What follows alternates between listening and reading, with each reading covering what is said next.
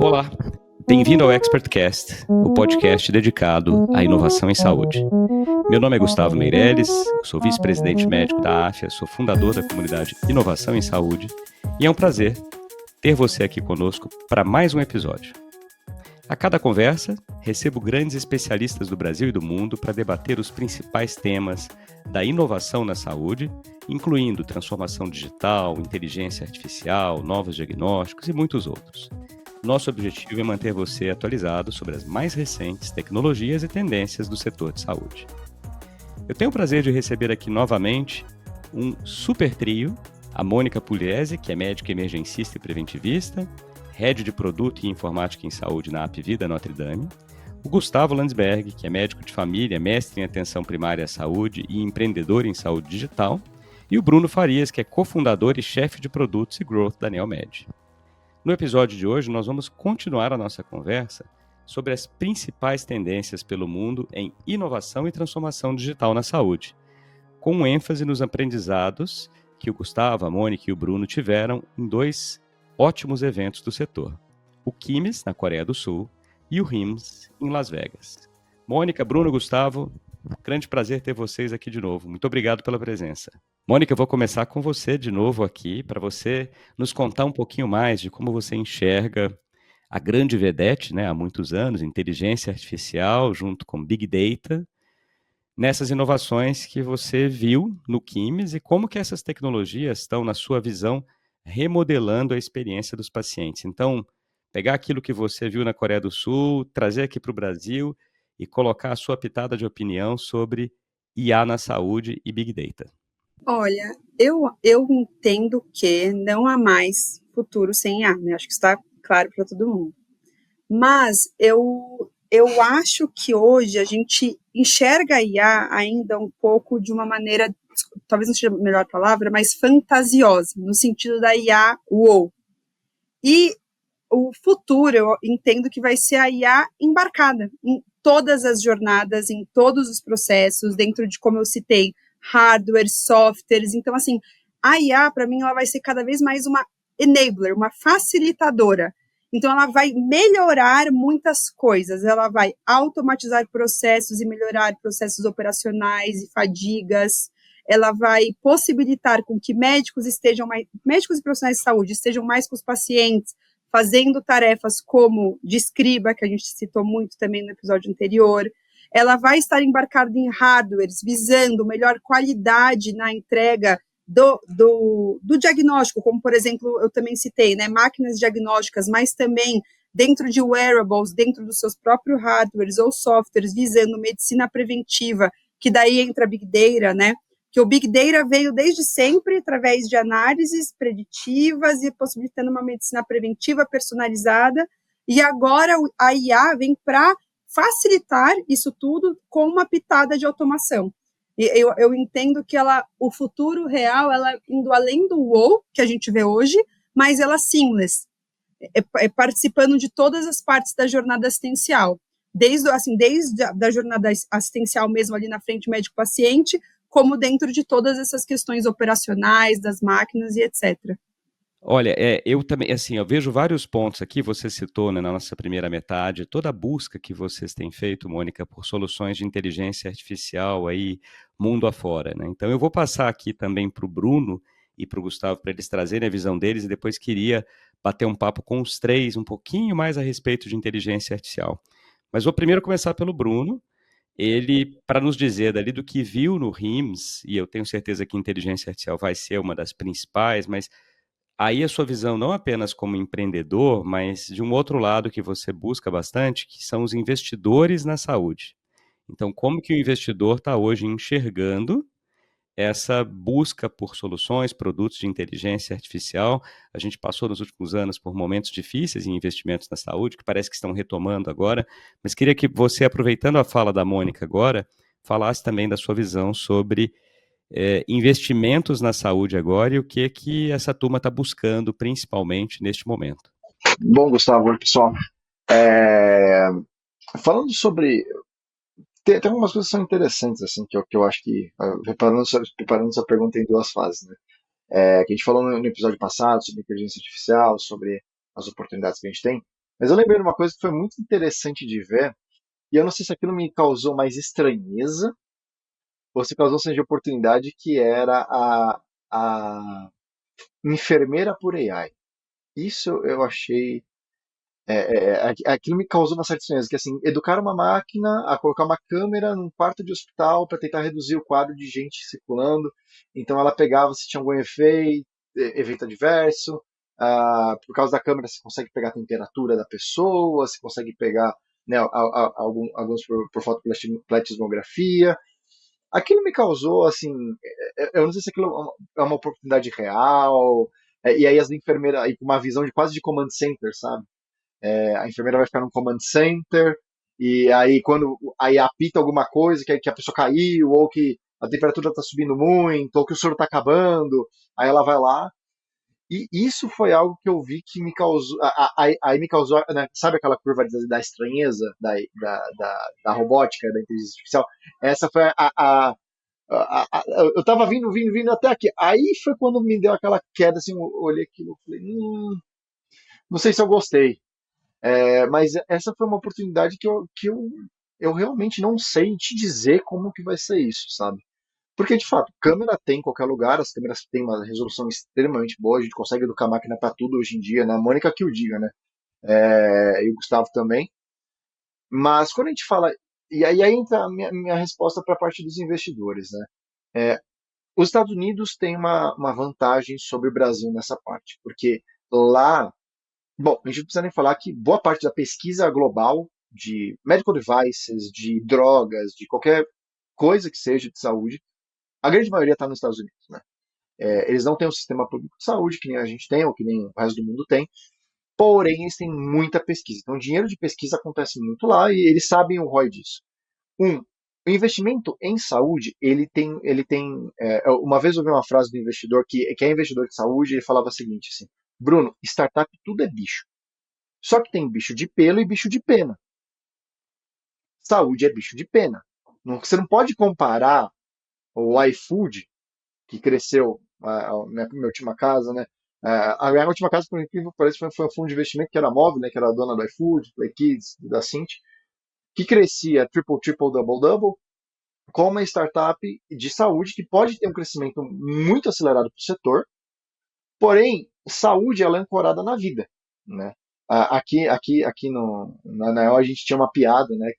Porque também trouxemos uns investidores que eram do iFood, e eles falavam assim, Bruno, se a gente estava na época do iFood, se eu trocasse sua pizza e mandasse para você depois a pizza certa e uma coca, você não ia ficar tão bravo assim, né?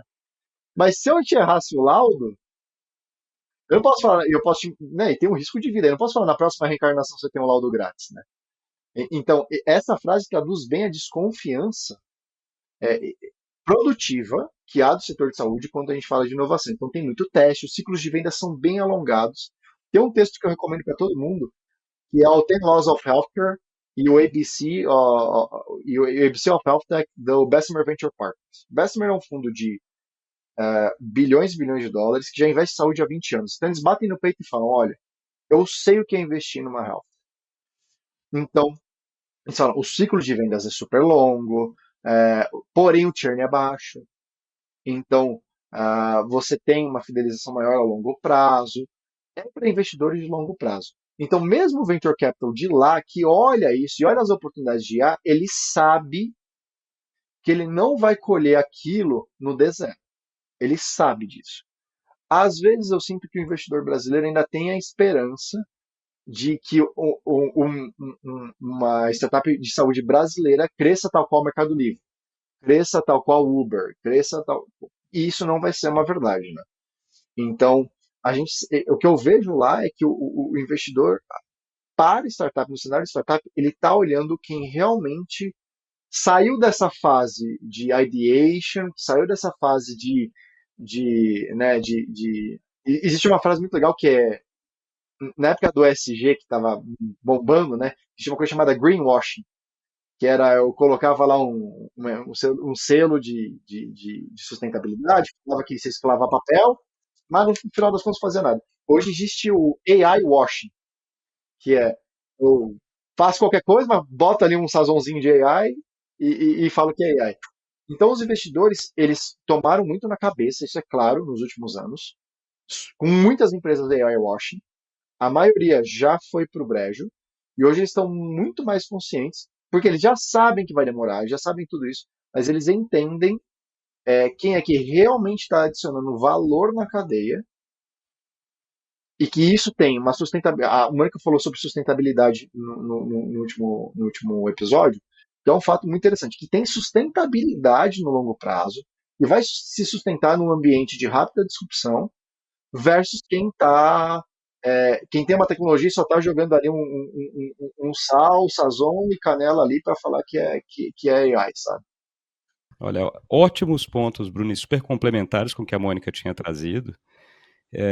Interessante você falando aqui da pizza, né? Porque eu fiquei lembrando também, a Mônica tinha citado isso na primeira metade do nosso episódio, a questão não só do erro ali das soluções, mas o quanto a gente pode se permitir. Eu lembro também da Mônica falando do sandbox da Coreia do Sul, né, que eu achei maravilhoso, de falar, poxa, eu ponho aqui um ambiente de teste e tal.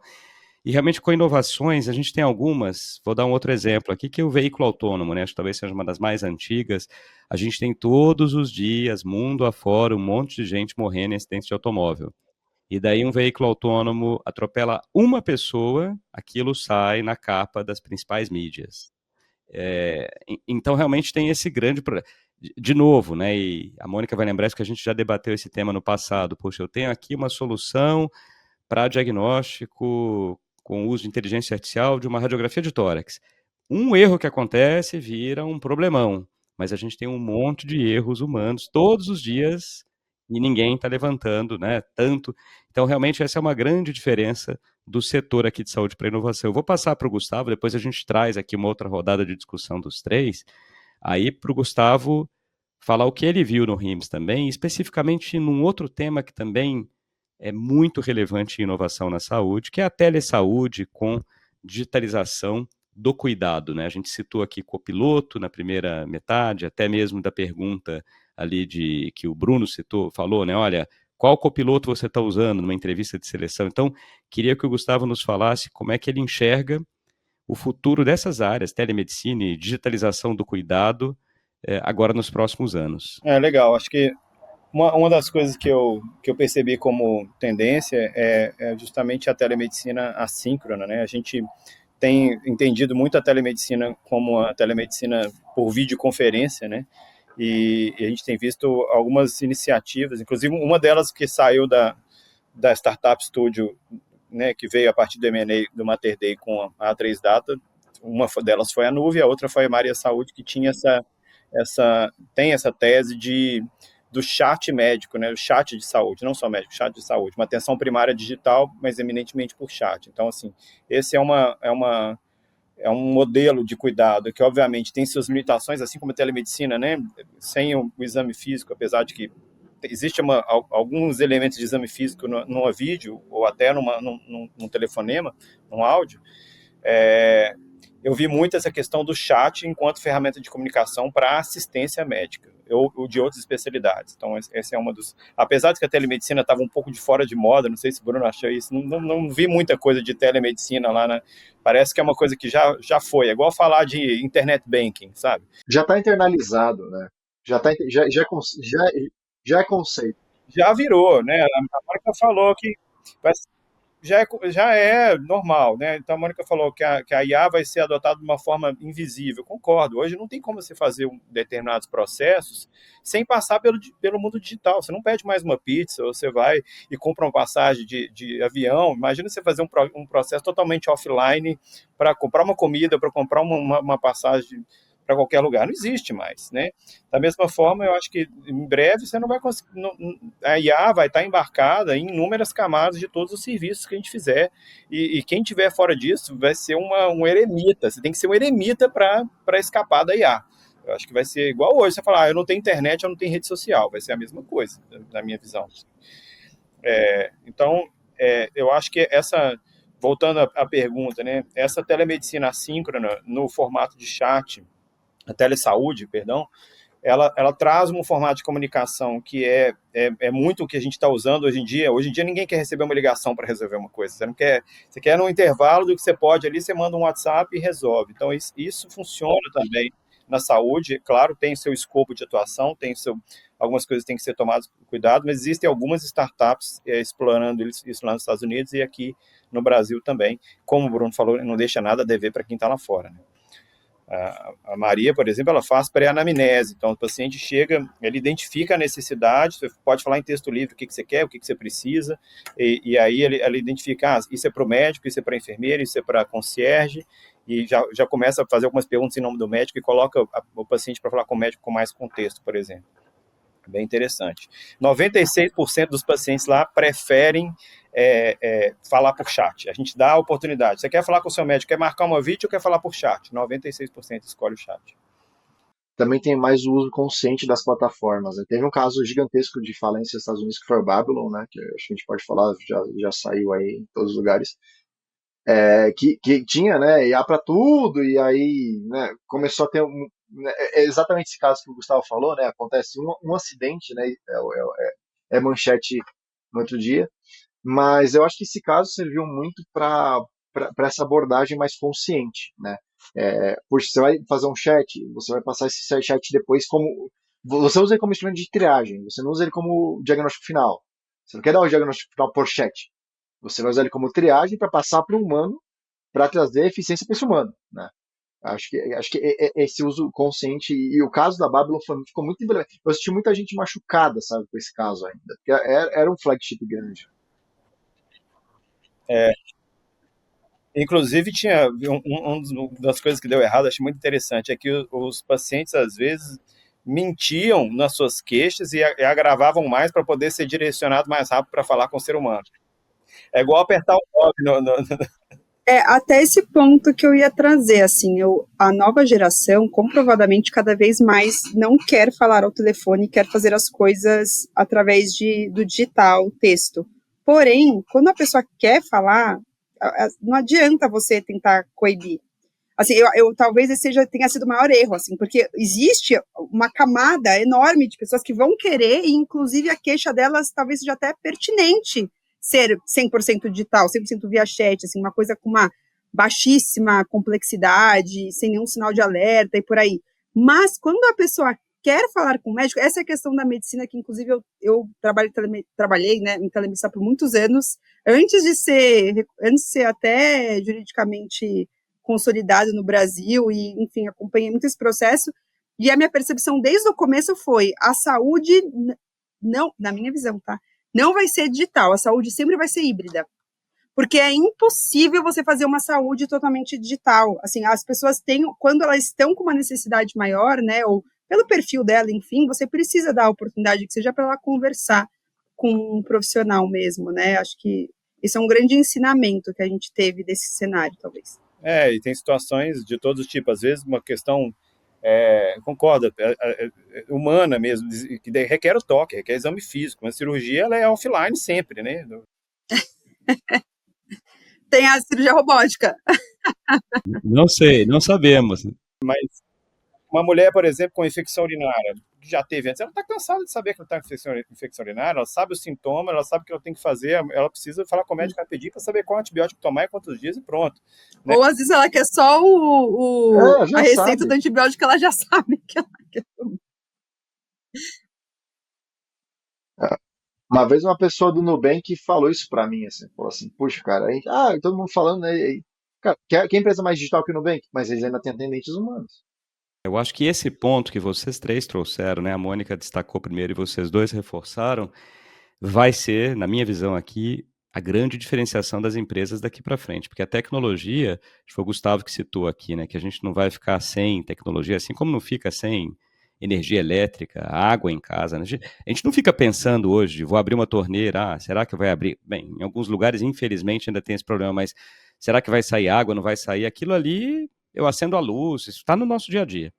Agora, usar essa tecnologia e como vocês colocaram, puxa, eu quero falar com um ser humano e ser atendido é uma enorme diferença. Eu tenho um amigo que estava mostrando essa semana que passou para mim, não vou citar o banco aqui, foi um dos bancos, ele falou, Gustavo, eu tenho o cartão fulano de tal do banco tal, e você quer ver uma coisa, ó?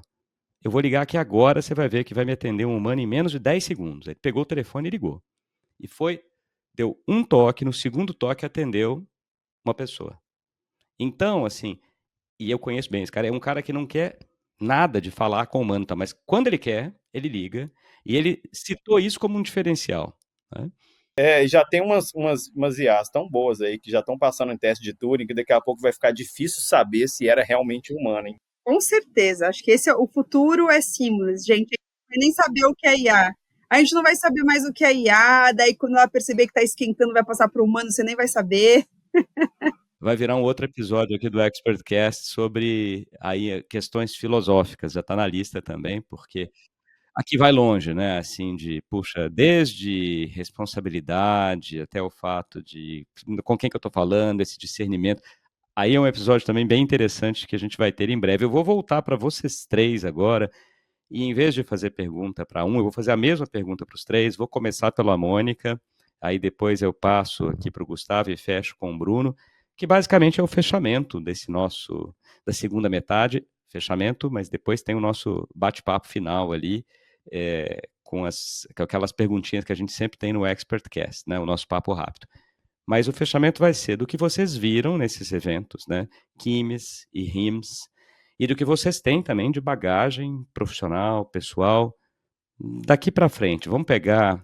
Nós somos bem ruins de fazer previsão, né? Nós, seres humanos, a gente geralmente subestima aquilo que vai acontecer em 10 anos, superestima um ano, mas então vamos pensar, para não ser nenhum nem 10, vamos pensar em 2, 3 anos.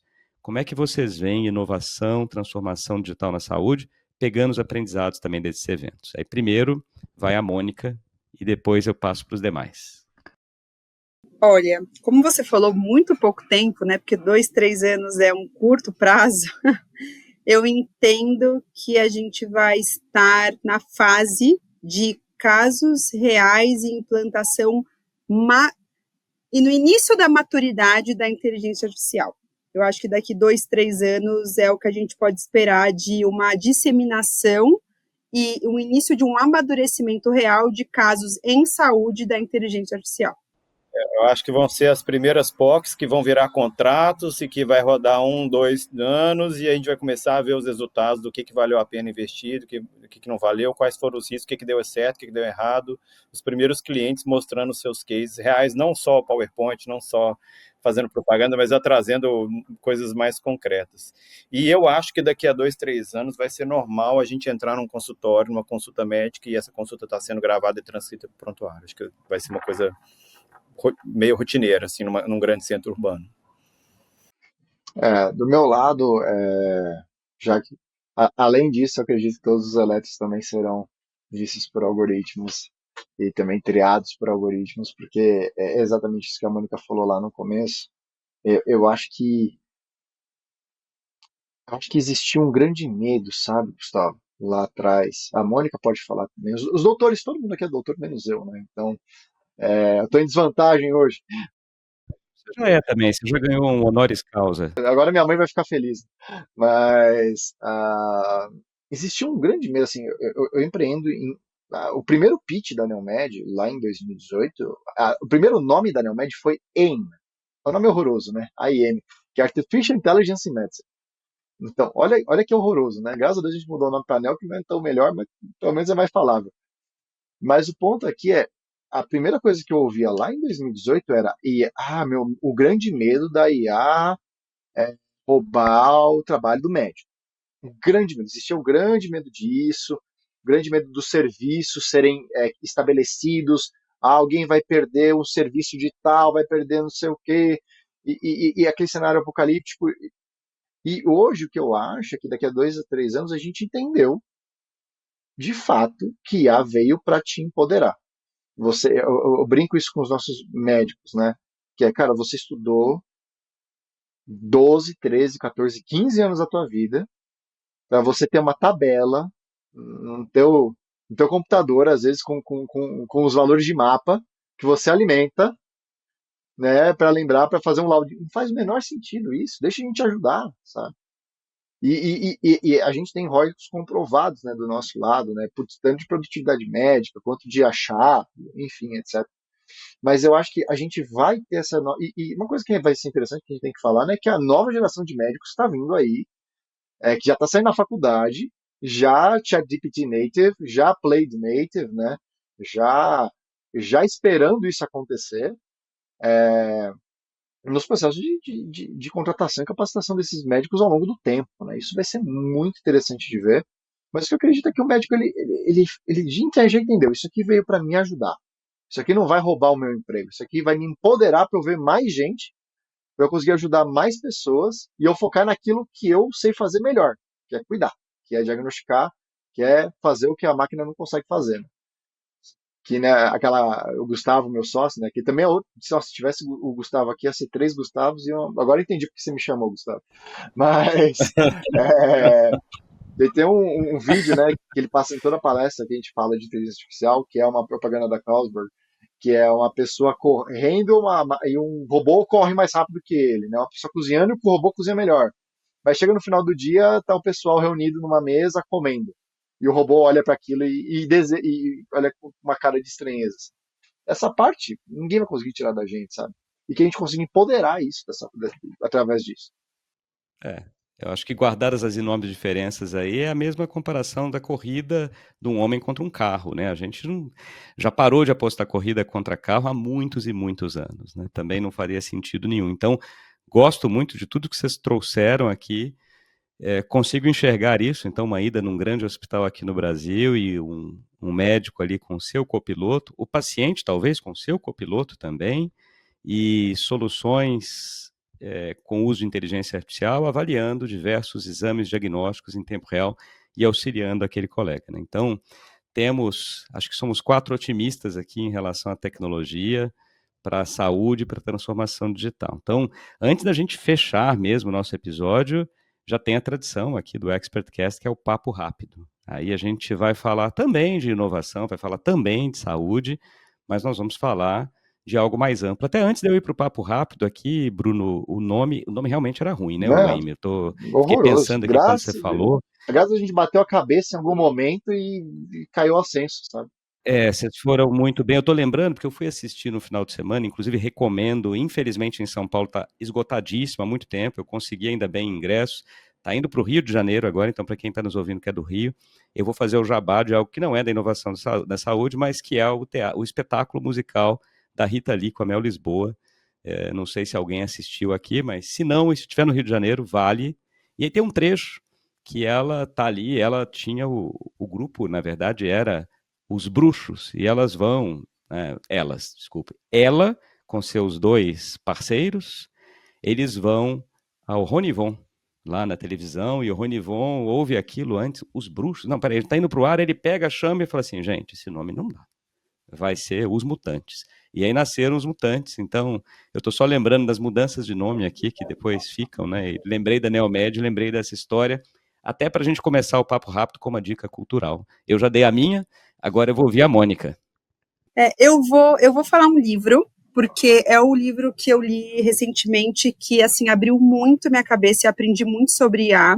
Chama Hacking Healthcare, do Tom Lowry. Não sei se tem versão em português, por isso que eu estou falando em inglês, eu acho que não tem. Para quem não sabe, ele é um ex-executivo bem proeminente em IA da Microsoft.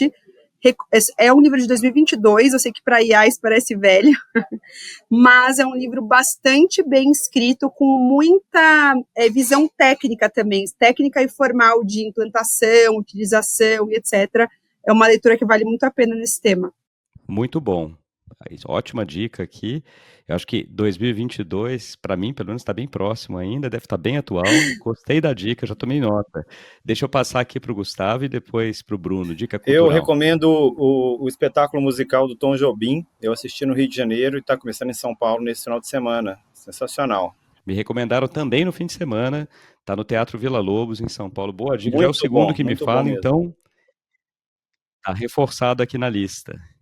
Eu gosto de coisas atemporais, assim, né, sobre cultural.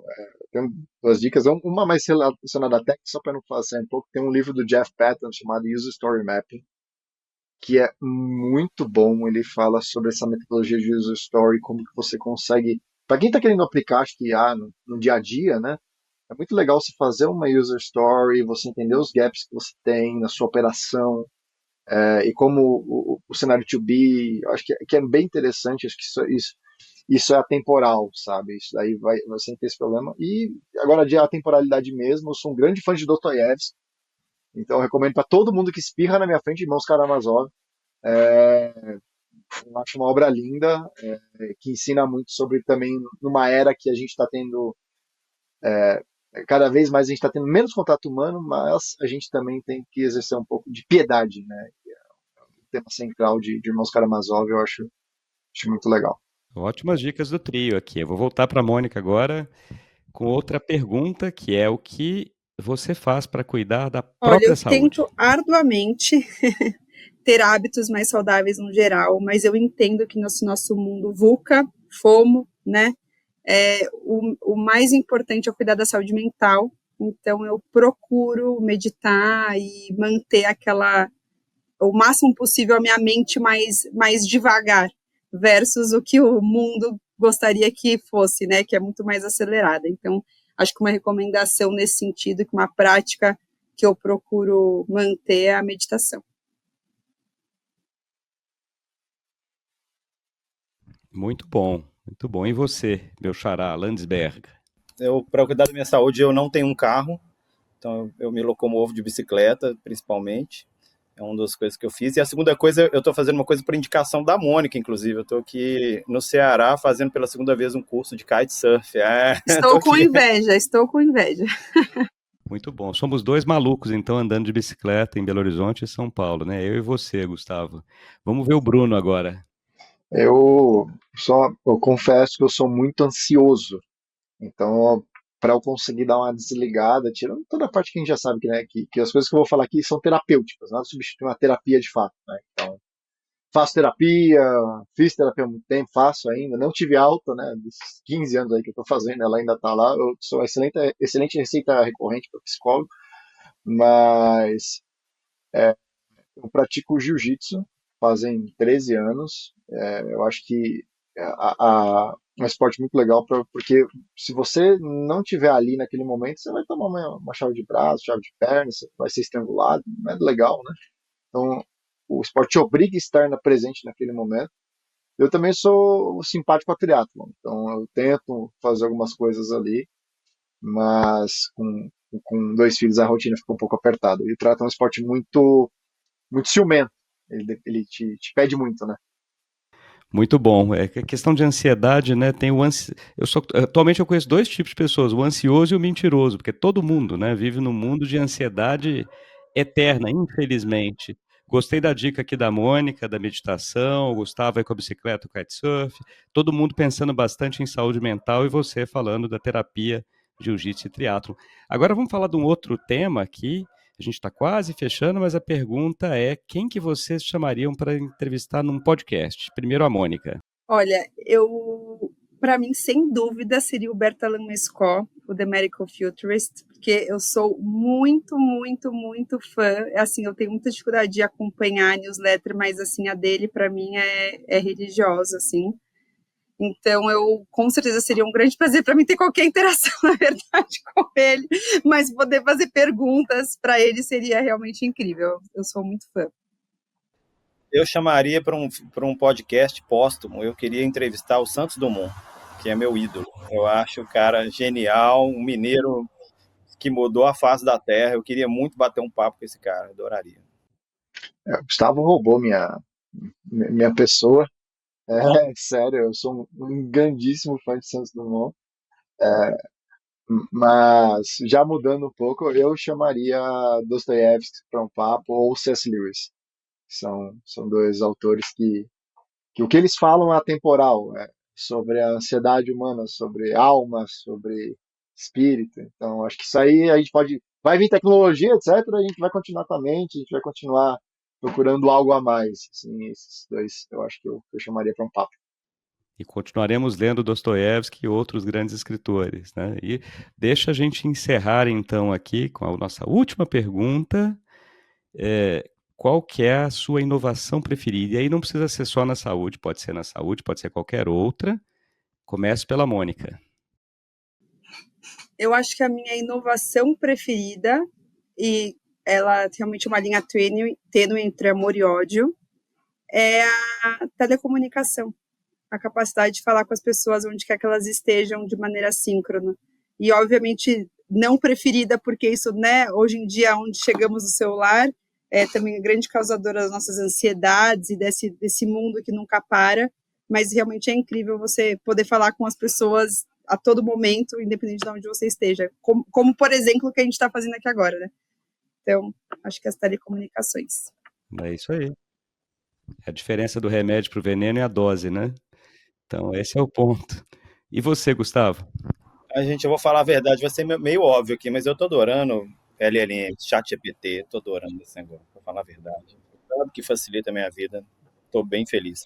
E eu comprei também um gadgetzinho que eu tô me divertindo com ele, que chama Plaud, vocês já viram?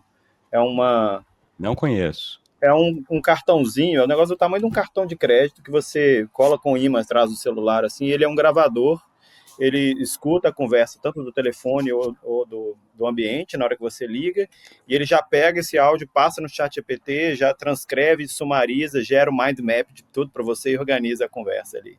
Achando bem legal, tá me ajudando bastante. Interessante. E você, Bruno? Plaud Note, que chama. Plaud.notes. Tô ganhando comissão não, hein? Beleza. Segue, eu tenho um cupom aqui, ó, Landsberg 10 e tal, não. Mas é legal, isso aí. Trazer boas, a gente deixa também na sinopse aqui do nosso episódio. Boa dica. Bruno, você para fechar. Depois de ter falado das telecomunicações, né, do LM, etc., são duas que eu estou gostando muito, que é primeiro o iRobot, da Roomba, que limpa a minha casa muito rápido, com duas crianças empreendendo, tentando tempo para caçar tempo para poder treinar, para cuidar da família, cuidar de dor, enfim. Isso me ajuda pra caramba, porque é uma coisa que menos que eu tenho que pensar. E outra que é a minha máquina de lavar louça. Nossa, isso sim merece um abraço quem criou. Parece engraçado, assim, mas isso me desbloqueou essas duas coisas 1 hora do meu dia. Máquina de lavar louça salva casamento também, fiquei sabendo. É genial. Exato. E é um engraçado que a gente não repara, né? Fala assim, putz, um robozinho que limpa a minha casa. Mas vai lá você pegar o seu aspirador todo dia, aspirar a tapioca que seu filho comeu, que ficou, né, tem mais tapioca no chão do que na mesa. Vai lavar toda a louça que você produziu todo dia, uma família de 5 pessoas. Essas duas inovações me permitem trabalhar muito melhor, viu? Eu me lembro, já tem alguns meses aqui, a gente estava gravando o ExpertCast. Hoje está mais friozinho em São Paulo, mas estava aquele calor que a gente, infelizmente, está se acostumando agora. E alguém falou aqui, o ar-condicionado. E, puxa, a maior inovação da história, especialmente. Ainda, nossa! A Mônica falou uma vez, ela mora longe da Pivida, né? Então a Mônica que fica um tempo no carro, nossa, deve ser uma maravilha mesmo. Eu ia falar, né? Eu tenho a minha de 1h30, 2h30 de commuting, então realmente o ar-condicionado ajuda. Para mim e para o Gustavo aqui ainda não inventaram para bicicleta, né? Acaba sendo um problema também quando a gente tem algumas reuniões, dá um pouco de trabalho. Olha, pessoal, foi excelente o nosso papo. 2 ótimos episódios para o ExpertCast. Gostei muito de falar aqui com a Mônica Pugliese, com o Bruno Farias, com o Gustavo Landsberg. Aprendi bastante, várias dicas muito interessantes de inovação na saúde, a literatura, culturais. Então, muito obrigado a vocês três, mais uma vez. Obrigado por estarem aqui. Para você que está nos ouvindo aqui, se quer sempre estar em dia com o tema inovação na saúde, escute os episódios do ExpertCast, participe da comunidade de inovação em saúde, que já tem mais de 10 mil profissionais do setor. Acesse inovaçãosaude.com e faça sua inscrição gratuitamente nos nossos grupos de discussão. O ExpertCast é um projeto que tem o apoio da Agfa, produção da SoulPods. Se você gostou desse episódio, siga o ExpertCast na sua plataforma de áudio preferida, nos dê 5 estrelas, compartilhe com seus amigos e contatos. Isso ajuda a disseminar informação de qualidade para mais pessoas e fortalecer o debate sobre inovação na saúde. Muito obrigado e até o próximo episódio.